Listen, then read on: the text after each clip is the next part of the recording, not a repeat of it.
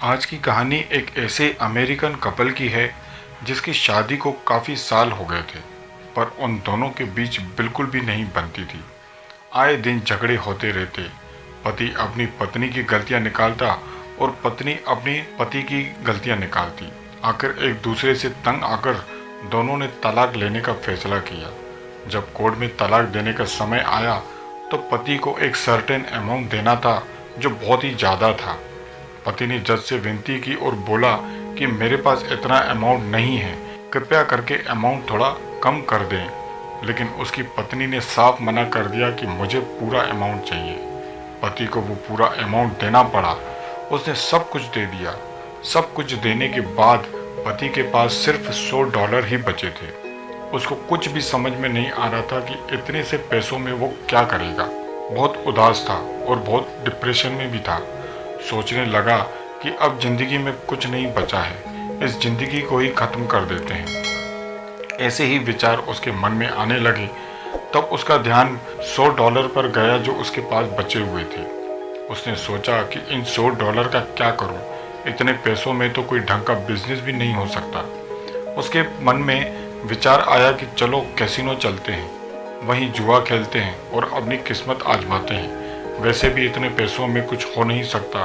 एक आखिरी उम्मीद थी कि शायद जुए में थोड़ा पैसा जीत जाऊं, जिससे कुछ ढंग का बिजनेस कर सकूं। वह कैसीनो में अंदर तो घुस गया और अंदर जाकर सोचने लगा कि क्या करूं, जुआ खेलूं कि नहीं खेलूं। वो वहीं थोड़ी देर बैठ गया। दिमाग तो उसका वैसे भी खराब था। ले देकर बस उसके पास $100 ही बचे थे। उसका दिमाग ही काम नहीं कर रहा था कि वो क्या करे। तभी उसकी नज़र वहां रखे हुए न्यूज़पेपर पर गई, जिसमें एक खबर छपी हुई थी। उसमें लिखा था कि एक सोने की खदान की नीलामी होने वाली है। जिस किसी को नीलामी में भाग लेना हो वो नीलामी की राशि $100 जमा कर नीलामी में भाग ले सकता है। और उस नीलामी की आखिरी तारीख भी उसी दिन की थी। तभी उसने सोचा कि जुए में पैसे लगाने से अच्छा है नीलामी में भाग लेते हैं और देखते हैं कि क्या होता है। नीलामी में भाग लेने के लिए $100 ही जमा करने थे। इतने तो उसके पास थे ही, तो चला गया नीलामी में भाग लेने के लिए। सरकार ने उस खदान की नीलामी $100 रखी थी, क्योंकि उस खदान में सरकार को कुछ भी हाथ नहीं लगा था। इतनी खुदाई करने के बाद भी कोई सोना हाथ नहीं लगा, तो सरकार ने सोचा कि इसकी और खुदाई करना बेवकूफ़ी है, इसलिए इसको नीलाम करना ही सही है। वो आदमी उस नीलामी की जगह पर गया, $100 जमा कर दिए ताकि नीलामी में भाग ले सके। वहाँ और लोग भी भाग लेने के लिए आने वाले थे, लेकिन काफ़ी इंतजार करने के बाद भी जब कोई नीलामी में भाग लेने के लिए नहीं पहुँचा तो वो खदान उस आदमी के नाम कर दी गई। उस आदमी का तो अब और दिमाग खराब हो गया। एक तो कोई नीलामी में भाग लेने के लिए आया नहीं, ऊपर से इतनी बड़ी खदान उसको दे दी गई जो उसके कोई काम की नहीं थी। क्योंकि जब सरकार ही खुदाई कर करके परेशान हो गई, उसको कोई सोना हाथ नहीं लगा, तो इसको क्या हाथ लगता।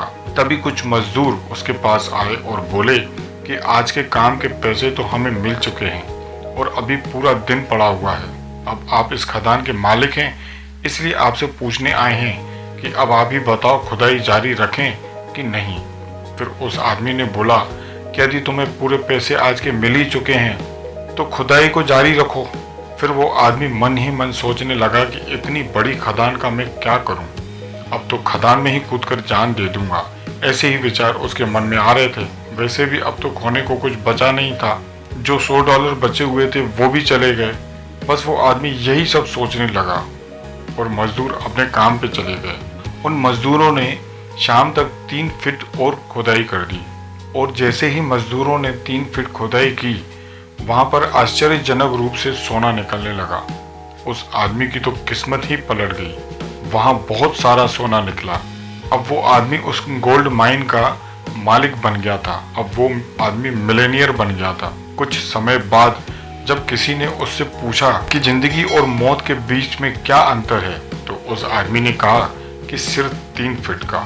दोस्तों, जब जिंदगी में कुछ नहीं बचता, सब कुछ खत्म हो जाता है, चारों तरफ से निराशा मिलती है, कुछ भी समझ में नहीं आता है और मन दुखी हो जाता है, उसी वक्त हमें आशा की एक नई किरण दिखाई देती है जो हमें नई ऊंचाइयों तक ले जाती है। उस वक्त हमें कुछ समझ में नहीं आता है, पर किस्मत को कुछ और ही मंजूर होता है और जो हम सोच नहीं सकते वो हो जाता है। वो कहते हैं ना कि उम्मीद पे दुनिया कायम है, इसलिए अपनी उम्मीद कभी मत खोना। आखिरी वक्त तक अपनी उम्मीद बनाए रखना, क्या पता आपकी किस्मत कब पलट जाए। तो दोस्तों, ये कहानी कैसी लगी? मुझे उम्मीद है कि ये कहानी आपको ज़रूर अच्छी लगी होगी, और अगर अच्छी लगी हो तो लाइक करना और चैनल को सब्सक्राइब करना, ताकि ऐसी ही अच्छी अच्छी कहानियाँ मैं आपके लिए लाता रहूँ। तो मिलते हैं अगली कहानी में, तब तक के लिए गुड बाय।